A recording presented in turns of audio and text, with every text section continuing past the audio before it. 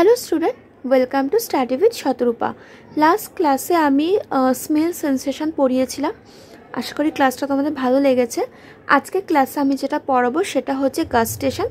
গাস্টেশন মানে বোঝায় হচ্ছে টেস্ট সেন্সেশনকে। খুব ভালো একটা টপিক। এখান থেকে আমরা টেস্টের পাথওয়েটাই পড়বো, এটাই আমাদের সিলেবাসে রয়েছে।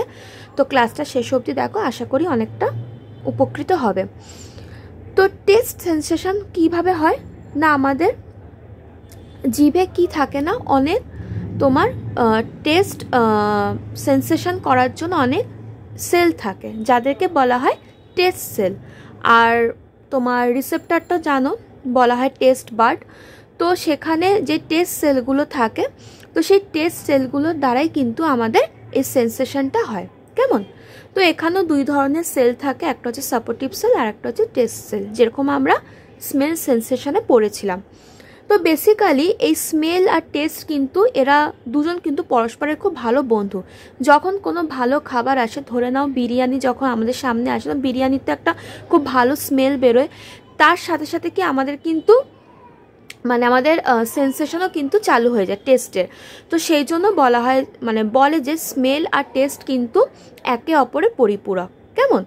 আর এই দুটোই হচ্ছে কিন্তু কেমিক্যাল সেন্সেশন, যেটা কিনা তোমার ইলেকট্রিক্যাল সেন্সেশনে কনভার্ট হয়। এটুকু বোঝা গেল। এবার আসছি পাথওয়ে।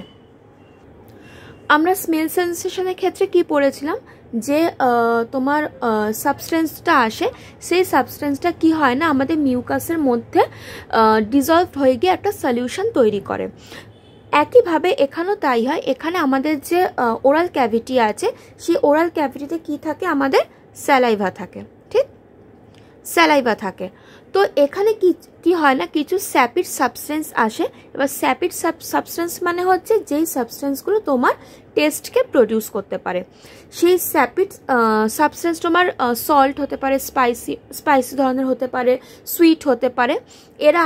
এরা এসে কোথায় যায় না, আমাদের যে স্যালাইভা আসে, সেই স্যালাইভাতে গিয়ে তোমার ডিজলভড হয়ে যায়। ঠিক আছে? তাহলে প্রথম কি আসছে, স্যাপিড সাবস্টেন্স। তাহলে স্যাপিড সাবস্টেন্স এলো, স্যালাইভাতে ডিজলভ হয়ে গেল। এই যে স্যালাইভাতে ডিজলভড হচ্ছে, এখানে আবার কিছু হেয়ার সেল থাকে, যেই হেয়ার সেলের সাথে এই সাবস্টেন্সগুলো বাইন্ড করে। কেমন? এবার যেই হেয়ার সেলের সাথে বাইন্ডিংটা হয়ে গেল, আমরা আগের ক্ষেত্রে মানে স্মেল সেন্সেশনেও পড়েছিলাম, কিছু থাকে, জি প্রোটিন থাকে।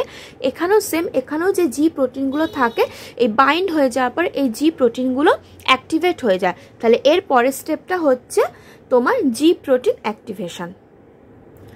এবার যখন জি প্রোটিন অ্যাক্টিভ হয়ে যায়, এই জি প্রোটিন অ্যাক্টিভ হওয়ার সাথে সাথে কি হয় না, এখানে যে টেস্ট সেলগুলো আছে, টেস্ট বার্ডের মধ্যে যে টেস্ট সেলগুলো আছে অসংখ্য, সেগুলোও কিন্তু অ্যাক্টিভ হয়ে যায়। ঠিক আছে? তাহলে এর পরের স্টেপটা হচ্ছে তোমার অ্যাক্টিভেশন অফ টেস্ট সেল। এবার যখন টেস্ট সেলগুলো অ্যাক্টিভ হয়ে যায়, এরা তখন কি রিলিজ করে না, তোমার নিউরো ট্রান্সমিটার রিলিজ করে। ঠিক আছে? সেই নিউরো ট্রান্সমিটার যে রিলিজ করে, সেটা তখন কনভার্ট হয় কোথায়, তোমার অ্যাকশন পোটেনশিয়ালে। ঠিক আছে? তাহলে কি হলো, সাবস্টেন্স স্যালাইভাতে ডিজলভড হয়ে গেল, হেয়ার সেলের সাথে বাইন্ডিং করলো, তারপর কি হচ্ছে না, জি প্রোটিন অ্যাক্টিভ হলো, সাথে সাথে টেস্ট সেলগুলো অ্যাক্টিভ হলো, তারপর কি হলো না, নিউরো ট্রান্সমিটার রিলিজ হলো, যেটা কিনা কনভার্ট হবে তোমার অ্যাকশন পোটেনশিয়ালে। ঠিক আছে? বুঝতে পারছো তো গো? এবার যখন অ্যাকশন পোটেনশিয়াল তোমার হয়ে যায়, অ্যাক্টিভ হয়ে যায়, তখন এখান থেকে তোমার কিছু নার্ভ ফাইবার অ্যারাইজ হয়। ঠিক আছে? বেসিক্যালি 3 ধরনের নার্ভ ফাইবারস অ্যারাইজ হয়। কি সেইগুলো? 7 নম্বর, 9 নম্বর আর হচ্ছে 10 নম্বর। এই 3 ধরনের নার্ভ ফাইবার কিন্তু অ্যারাইজ হয়। বোঝা গেল? যেই অ্যাকশন পোটেনশিয়ালটা অ্যাক্টিভ হয়ে যায়। তাহলে সাথে কি ছিল আমার, ফেশিয়াল নার্ভ, আশা করি মনে আছে, এর ওপর আমি আলাদা করে ক্লাস দিয়েছি। 9 নম্বরে আছে কি বলো, গ্লসোফ্যারিঞ্জিয়াল, আর 10-এ আছে আমার ভেগাস নার্ভ। তো এই 3 ধরনের কিন্তু নার্ভ ফাইবার কি হয়ে যায় না, অ্যারাইজ হয়ে যায়। আর এদেরকে কি বলা হয় না, এদেরকে একসাথে বলা হয় ফার্স্ট অর্ডার নিউরন। বোঝা গেল? এবার এরা তো হয়ে গেল, অ্যারাইজ হয়ে গেল। এরা এরপর কোথায় গিয়ে রিলে করবে বলো তো? এরা তারপর রিলে করবে হচ্ছে তোমার নিউক্লিয়াস ট্র্যাক্টাস সলিটারিসে গিয়ে, ঠিক আছে, নিউক্লিয়াস ট্র্যাক্টাস সলিটারিসে গিয়ে এরা রিলে করবে। আর এই যেটা তোমার মেডুলাতে অবস্থিত, তো এটা তখন হয়ে যাবে, এটাকে তখন বলা হবে সেকেন্ড অর্ডার নিউরন, ঠিক আছে। তাহলে তোমার ফার্স্ট অর্ডার নিউরনগুলো অ্যারাইজ হলো, অ্যারাইজ হয়ে যাবার এরা তখন কোথায় গিয়ে রিলে করবে, তোমার হচ্ছে নিউক্লিয়াস ট্র্যাক্টাস তোমার সলিটারিসে গিয়ে রিলে করবে, যেটা মেডুলাতে অবস্থিত। আর এইটাও তখন, এটাকে তখন বলা হবে কিন্তু সেকেন্ড অর্ডার নিউরন, ঠিক আছে, হয়ে গেল। এরপর এরা কোথায় যাবে, এরপর এরা যাবে হচ্ছে থ্যালামাসে, যেটা হচ্ছে তোমার পশ্চেরোভেন্ট্রাল নিউক্লিয়াস, ঠিক আছে, হয়ে গেল। দেন থ্যালামাসে যাওয়ার পর এরা কোথায় যাবে, এরা তারপর লাস্ট অ্যান্ড ফাইনাল যাবে হচ্ছে সেরিব্রাল কর্টেক্সে, যেটা হচ্ছে তোমার থার্ড অর্ডার নিউরন। এবার যখন এরা সেরিব্রাল কর্টেক্সে চলে যায়, সেরিব্রাল কর্টেক্সে কিছু সেন্সেশন এরিয়া আছে, বেসিক্যালি এরিয়াগুলো হচ্ছে এরিয়া নাম্বার 3, 1, 2, এই তিনটে হচ্ছে সেন্সেশন এরিয়া, যেখানে গিয়ে কি হয় না, তোমার সেন্সেশনটা পারসিভ হয়, ঠিক আছে।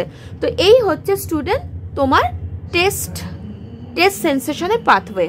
তাহলে কি হচ্ছে, সবার প্রথমে স্যাপিড সাবস্টেন্স আসছে, এসে তোমার ওরাল ক্যাভিটিতে যে স্যালাইভা আছে সেখানে ডিজলভড হচ্ছে, ডিজলভড হয়ে ওখানে যে হেয়ার সেলগুলো আছে তার সাথে বাইন্ড করছে, বাইন্ডিং হয়ে যাওয়ার সাথে সাথে কি হচ্ছে, জি প্রোটিনের অ্যাক্টিভেশন হচ্ছে, জি প্রোটিনের অ্যাক্টিভেশন হওয়ার পরে কি হচ্ছে না, যে টেস্ট সেলগুলো আছে টেস্ট বার্ডের মধ্যে তারা অ্যাক্টিভ হচ্ছে, তারপর তারা কি করছে, নিউরো ট্রান্সমিটারকে রিলিজ করছে, যেটা তোমার কনভার্ট হচ্ছে তোমার অ্যাকশন পোটেনশিয়ালে। তারপর সেখান থেকে কিছু নার্ভ ফাইবার তোমার অ্যারাইজ হচ্ছে, 3 ধরনের নার্ভ ফাইবার, 7, 9 and 10, ঠিক আছে, ফেশিয়াল, গ্লসোফ্যারেঞ্জিয়াল আর ভেগাস, এই 3 ধরনের নার্ভ ফাইবার অ্যারাইজ হচ্ছে, যাদেরকে বলা হচ্ছে ফার্স্ট অর্ডার নিউরন। একটু সাউন্ড আসছে, একটু অসুবিধা হবে হয়তো, তো এরা হচ্ছে ফার্স্ট অর্ডার নিউরন। হ্যাঁ, তারপর এরা কোথায় গিয়ে রিলে করবে না, এরা তারপর তোমার রিলে করবে হচ্ছে তোমার নিউক্লিয়াস ট্র্যাক্টাস সলিটারিসে, ঠিক আছে, নিউক্লিয়াস ট্র্যাক্টাস সলিটারিসে রিলে করার পর সেখান থেকে ওরা যাবে কোথায়, থ্যালামাসে, which means posteroventral nucleus, second order neuron হিসেবে, ঠিক আছে। দেন ওরা থ্যালামাস থেকে যাবে হচ্ছে সেরিব্রাল কর্টেক্সে, যেটা হচ্ছে থার্ড অর্ডার নিউরন। দেন ওখানে গিয়ে যে তিনটে সেন্সেশন এরিয়া আছে 3, 1, 2, সেখানে গিয়ে ওরা সেন্সেশনটাকে পারসিভ করবে, ঠিক আছে। তো এই হলো স্টুডেন্ট টেস্ট সেন্সেশনের পাথওয়ে। খুব ছোট টপিক, ছোটই আছে, তো তোমরা এটা যখন পড়বে অবশ্যই ফ্লো চার্টটা লিখে নেবে। আমাদের সিলেবাস শুধু ফ্লো চার্টটাই পড়তে হবে, এর বেশি কিছু নেই। তো আশা করি ক্লাসটা মানে তোমাদেরকে বোঝাতে পেরেছি। যদি ভালো লাগে তাহলে একটা লাইক করে দেবে, শেয়ার করে দেবে, কমেন্ট করে জানাবে, নতুন হলে চ্যানেলটাকে সাবস্ক্রাইব করে দেবে, আর অবশ্যই ফ্লো চার্টটা কিন্তু খাতায় লিখে নেবে, কেমন? তো চলো নেক্সট ক্লাসে দেখা যাক কি আছে এরপর, সেইগুলো নিয়ে আলোচনা করা হবে। তো সবাই ভালো থেকো, সুস্থ থেকো, টাটা।